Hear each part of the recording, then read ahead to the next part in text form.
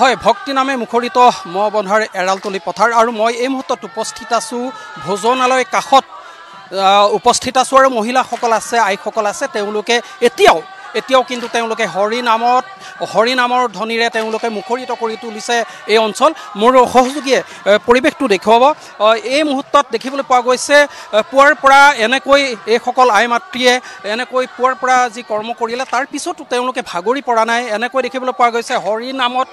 হৰি নামৰ ধ্বনিৰে মুখৰিত হৈছে এই অঞ্চল আৰু বিশেষকৈ এটা কথা ক'ব লাগিব যিহেতু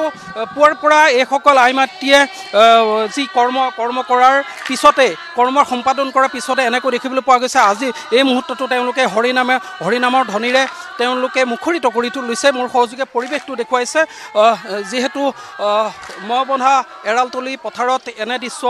দেখিবলৈ পোৱা গৈছে আৰু এটা কথা ক'ব লাগিব যিহেতু পুৱাৰ পৰা এইসকল মহিলাই এইসকল আই মাতৃয়ে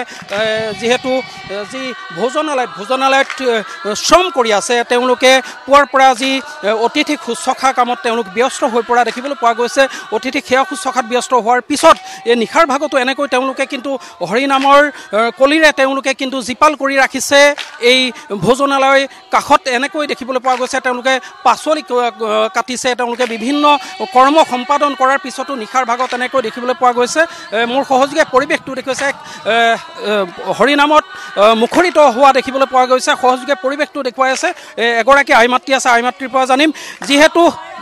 এটা কথা ক'ব লাগে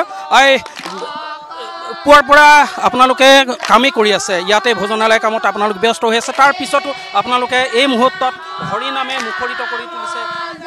হয় কৃষ্ণ সকলোকে আমি আজি ৰাতিপুৱাৰ পৰা ইয়াত লাগি আছোঁ ৰাতি আহাৰমুঠি আমাৰ তিতাবৰ জিলা আমি আপ্যায়ন কৰিছোঁ আজি ভকত বৈষ্ণৱক আমি আজি একদম ৰাতি 2টা বাজিব পৰা হয়তো কাটিছোঁ নিশ্চয় হয় এনেকৈ দেখিবলৈ পোৱা গৈছে আই মাতৃসকলে তেওঁলোকে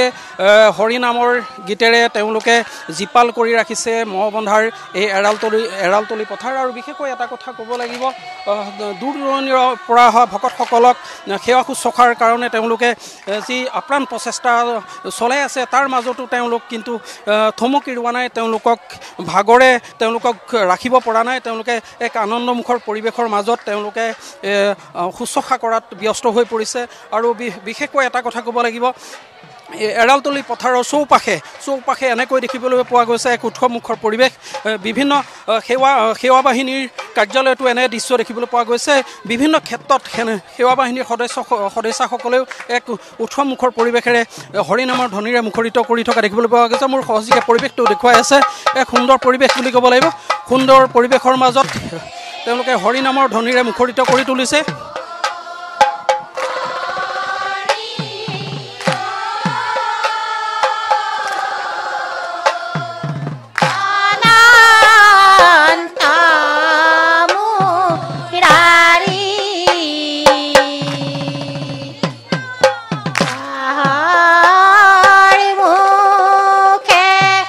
Da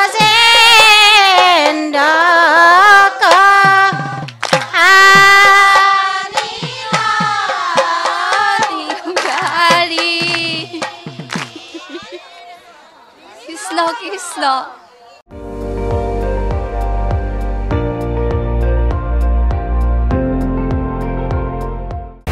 আপুনি চাই আছে ND24 সৰ্বশ্ৰেষ্ঠ নহয় সৰ্বোত্তমৰ দৌৰত।